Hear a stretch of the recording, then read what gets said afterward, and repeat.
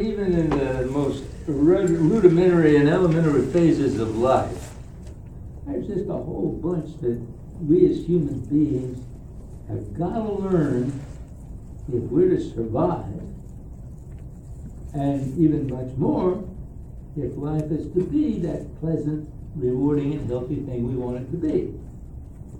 Well, I'm going to try to teach you something this morning. I want to talk to you about quirks. Now, don't misunderstand what a quirk is. It's not a quack, because that's somebody that doesn't know what they're doing. It's not quick, because that's something you don't want to ever push your pen into.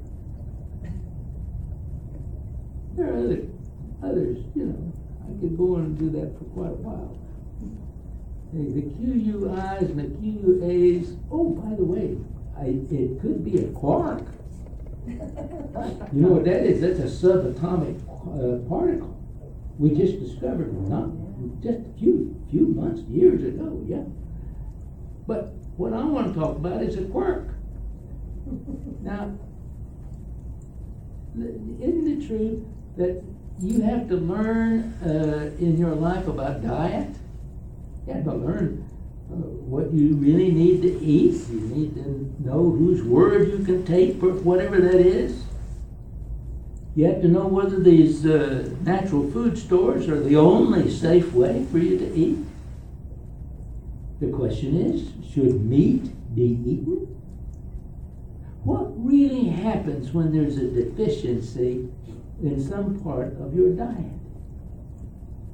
And then there's the question of how you should act.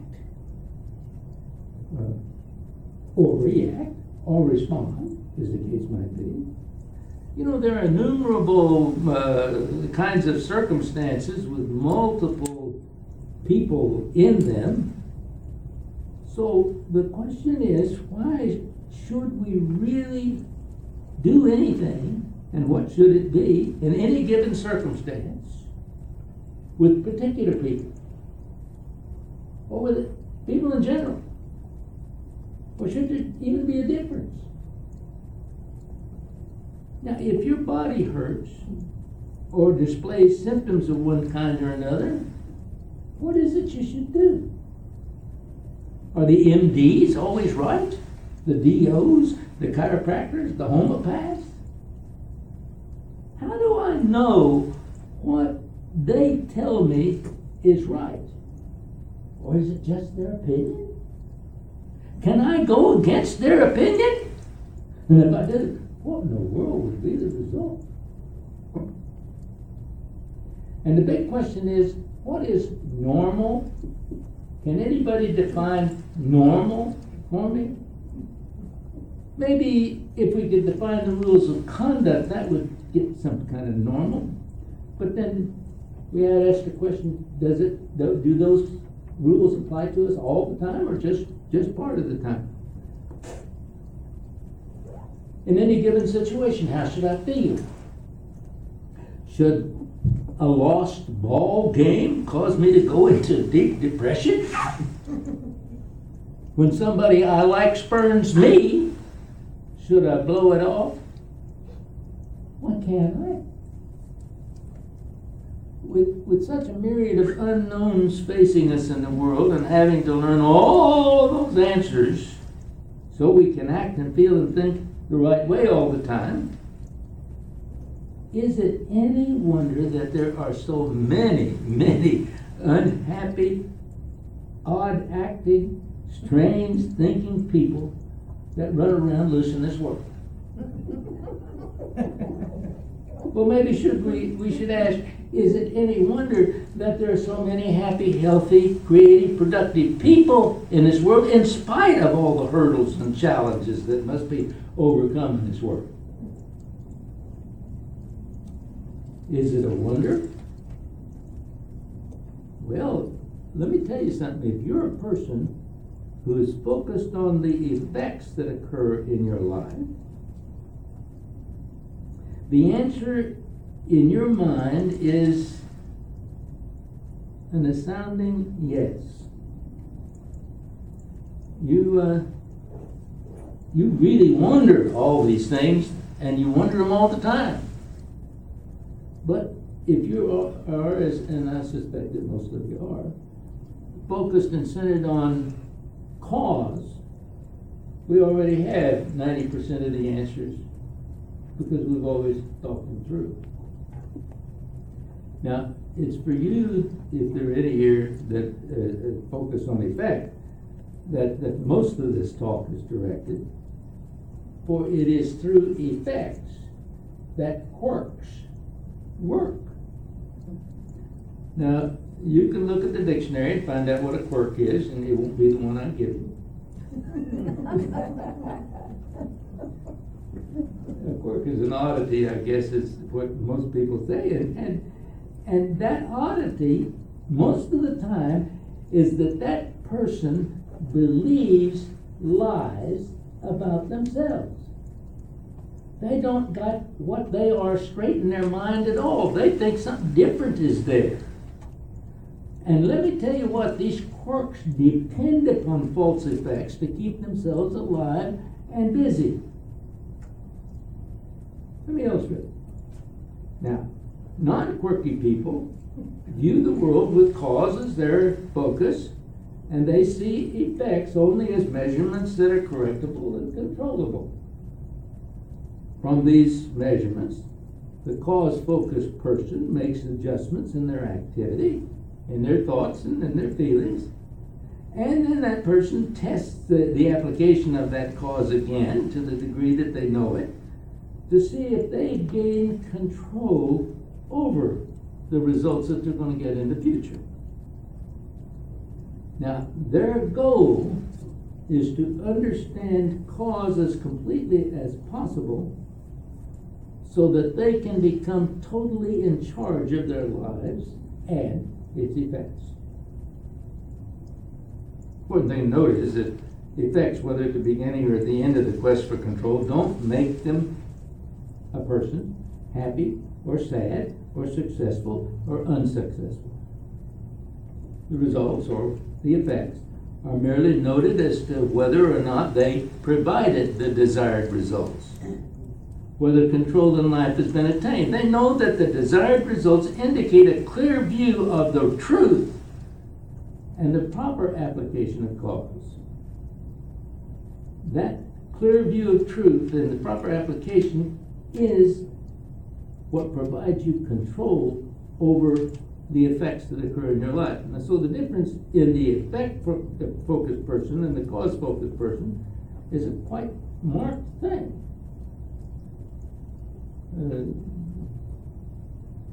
There's a guy that once did a study, and he said that 80% of the people are the problem and 20% of the people are the solution. And everything else was 80-22. And maybe that's what we've got. We've got 80% of the people who are effect-oriented, and we have 20% that are cause-oriented. I want you to be in the latter part. You see, the effect-focused person looks upon the things that happen to them as the end result of their life. They can only hope that these effects, rather than control them, they can cope with them, with the belief that what happens cannot be controlled. The effect-focused person has to live as if life was a great game of chance. Every day you get up and roll the dice and hope that you don't crap out. Now, just as there, I'm sorry, that's not a good word, is it? Just as there are card sharks that know how to win by sleight of hand, there are students of effect who learn how to predict these effects so that they can avoid them and then use them to their advantage. You ever been called on the telephone and told that you have a free airplane ride to someplace? And you see that in the paper the other day, that this couple got that offer, and it ended up costing them $4,000, and they never got the airplane ride. Somebody knew how to manipulate the effects. So, oh, and by the way, the manipulator is able to continue to work until a more skillful player or an unforeseen effect occurs that defeats him. In this case, it was the cops, and we're glad. The effect focused person wishes that the things that happen to them could be controlled. That the things that people say and do didn't hurt them so much. That the germs and viruses, which is, anyway, they want them not to exist, or at least not bother them. Don't come in my area. I don't want any of that West Nile stuff. But the effect-focused person does believe that most things in this world are beyond their control, so they rely upon avoidance where possible, and then coping or giving up where that effect is unavoidable. Curiously, very often the effect-focused person will develop the quirk of believing that they have found some sort of arcane key to gaining this kind of control. And that's because they actually believe they have the control. And so it is they construct a network of lies in belief that give them the feeling that they have control without actually having that control. And they suffer the consequences because this is very insidious.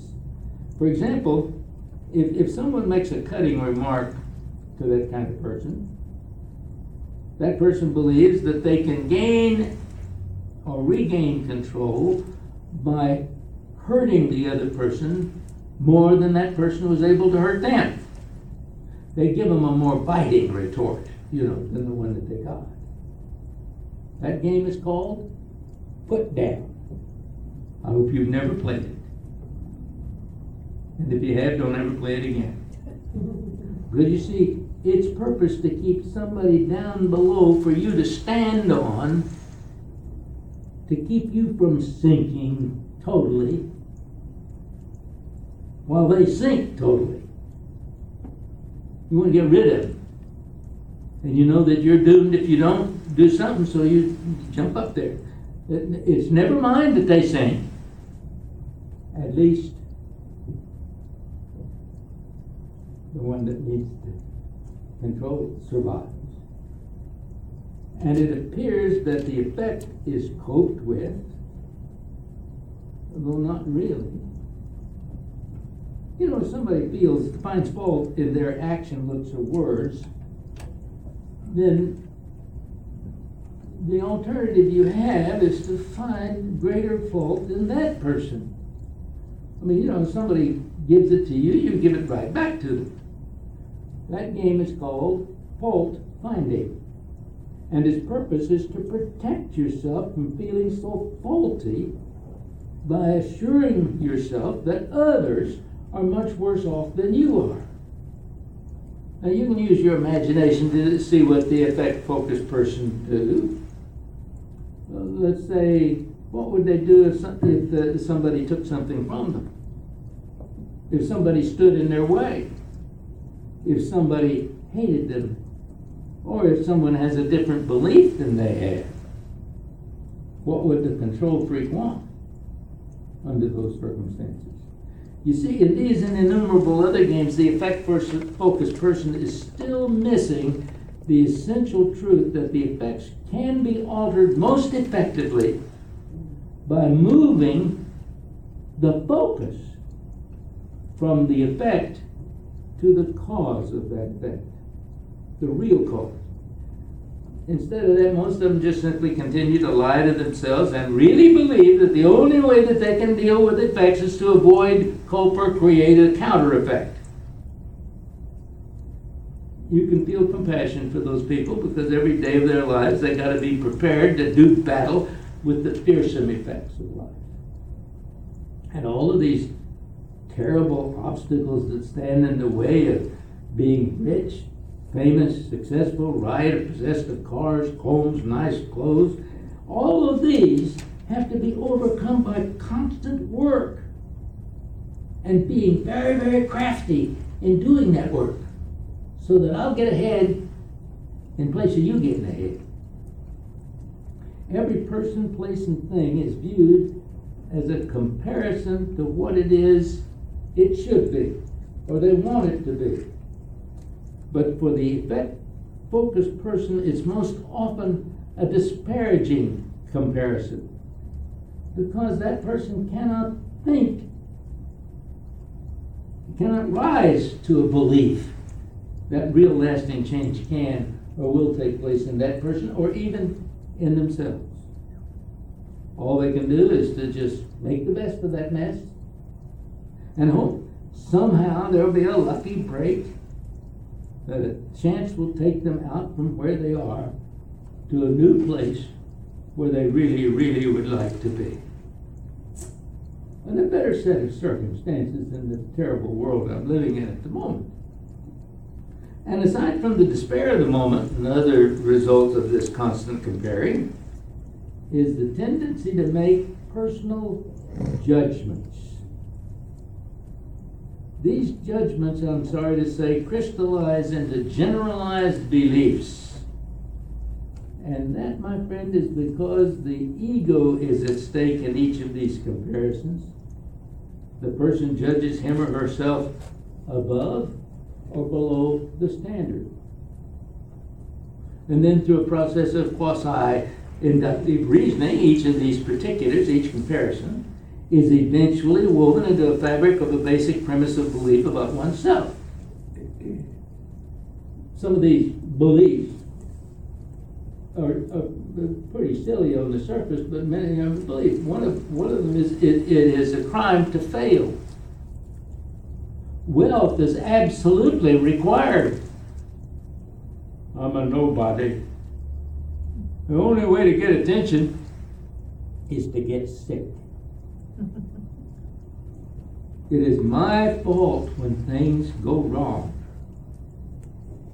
I must win or not participate. I have no willpower. I am shy, weak, sick, poor, dumb. But not you. Or a really good one is, I'm too old to enjoy life.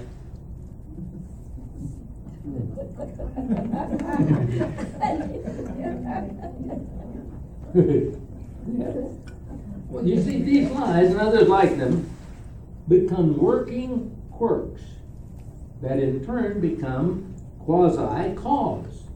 Quasi means not real, but looking like. Anyhow, that is, the lie acts like the truth, and it brings about effects. But the effects most of the time are not what you desired in the first place. There's something else, because you begin to feel bad. You feel shame or blame or one of those other things with that. And you wonder why. You had it so wonderfully planned out and you knew the cause of this thing and you were fixing the cause, and in the process of fixing the cause, I feel terrible. Is that what you want? I don't think that's what it is. You see, those undesirable, hurtful, disturbing effects are very confusing to the effect-focused person. Because the person actually believes that the right thing has been done and that the only explanation of it going wrong is that they're a victim of circumstances or evil people. Mm-hmm. Some even believe there are such things as satanic forces at work to bring these things into their lives. Maybe there's even a personal entity running around loose behind every corner. We call him the devil, or Lucifer, or Satan. Real to many people. So it's not hard to understand why death holds such horror for that kind of person, because they think if it's bad now, how bad is it going to be later on in hell? Now, understand, these people have that real belief. Now, I didn't say it was the truth, just that it is the belief. And you can check your own current belief by asking yourself a two-part question. Ready for that question? 1, do I normally greet things that go wrong by asking, why did this happen to me? Or do I normally ask, what was the cause of this happening, and how can I correct that cause so it won't happen to me again? Now, if you answer, I usually ask, how did this happen to me? Then may I respectfully suggest that you start right now to change your focus from effects to cause. And start asking yourself instead, what can be done to keep this from affecting me this way? So you ask yourself, what was the cause? How can the cause be correct so that this can't happen again? And sometimes the answer is as simple as examining the effect on you. For example, there was a man who got up every morning, and the effect on him was quite frightening. Don't you understand? It was dark when he went to bed and went to sleep, and there was light when he awoke. Why does this always happen to me? Pretty silly? Pretty silly. You bet. But not a bit sillier than many of the things we take to be sacred and get upset and depressed about. Those things are the quirks that you're carrying around with you in your life. To get to the bottom of a quirk, you should trace those kinds of fears to their ultimate outcome to see if their worst effect really is so bad after all. Like, why do I have to get up every morning to go to work? Just asking the question ruins your day.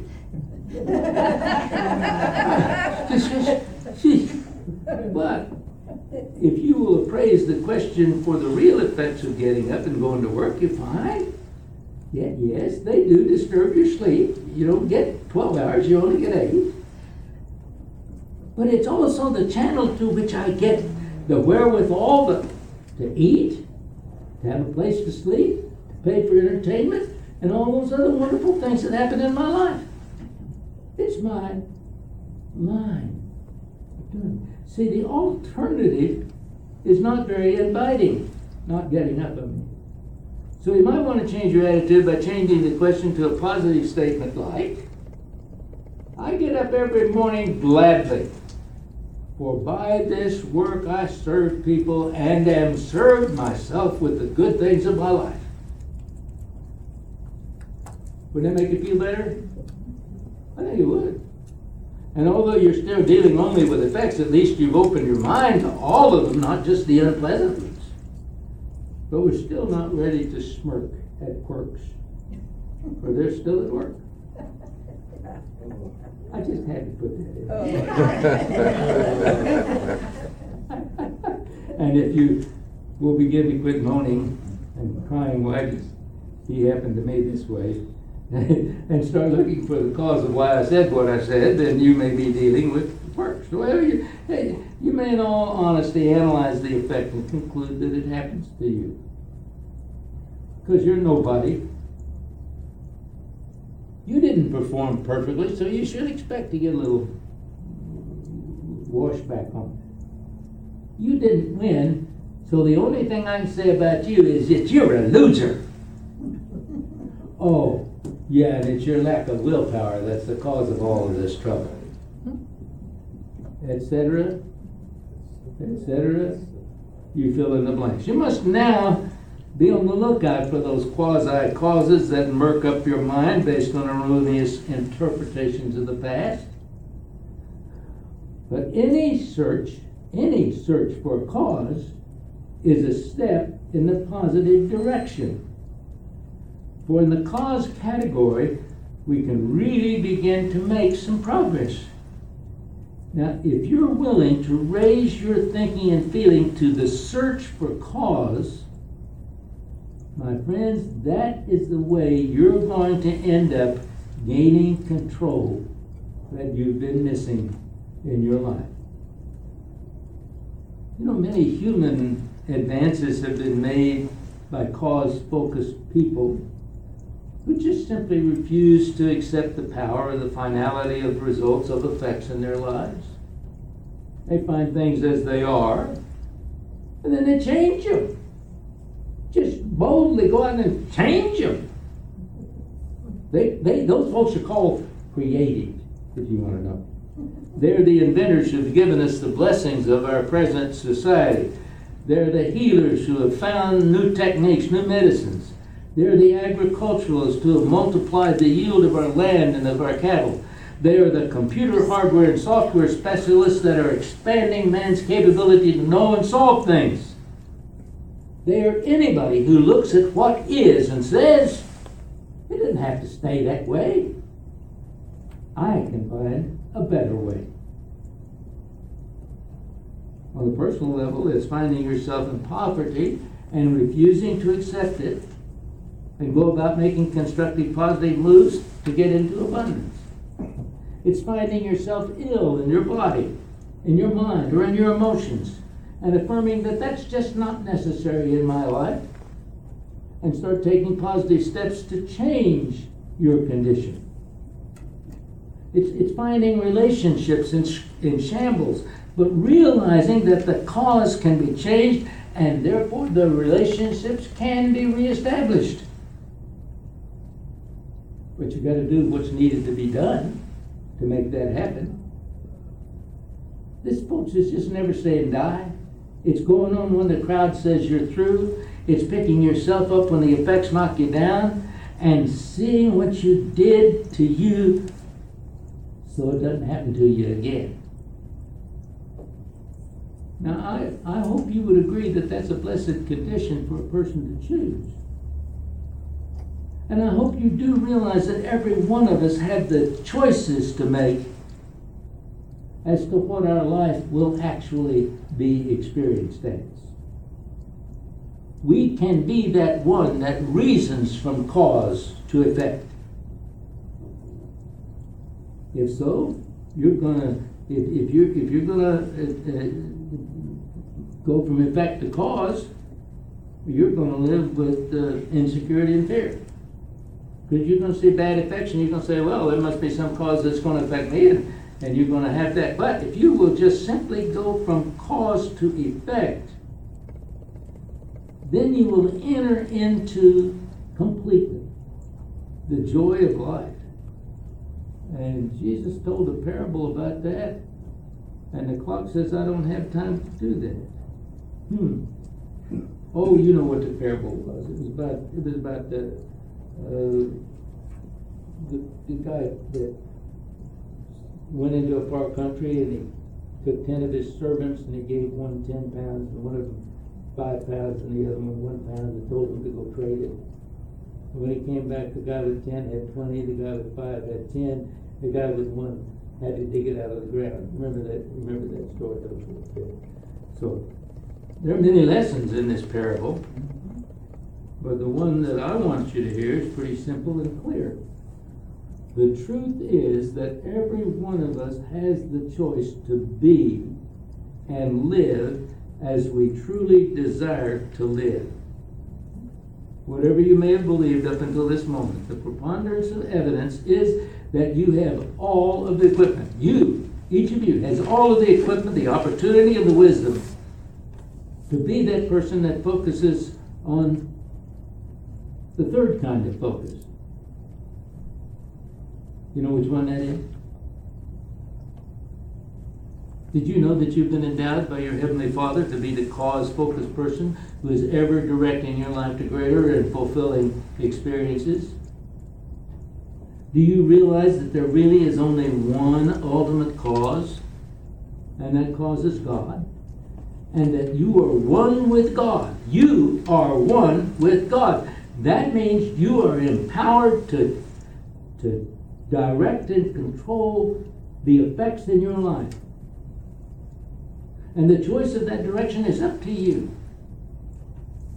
So the question is, would you be the good servant who produces the 10, the 5, or the none? Now, I know that all of you here are good true students now. You came here, so that's what we're going to name it, whether you've got any experience with it or not. And you've chosen to be the most of what we are. And I would guarantee you, you're going to start experiencing, if you're not already, experiencing the truth of the Master, who whispers right now down into the core of your being. Listen for it. Well done, good and faithful servant. Well done, good and faithful servant. You have been faithful over a little. I will set you over much. Enter into the joy of your Master. When you know this for yourself, you can stop the search for quirks, for you have destroyed the place in which they work. And the myriad of decisions that face you every day in life become, instead of fear and drudgery, an adventure and excitement and joyous experience where effects are produced under your control and for the benefiting experience of every person. What a glorious day.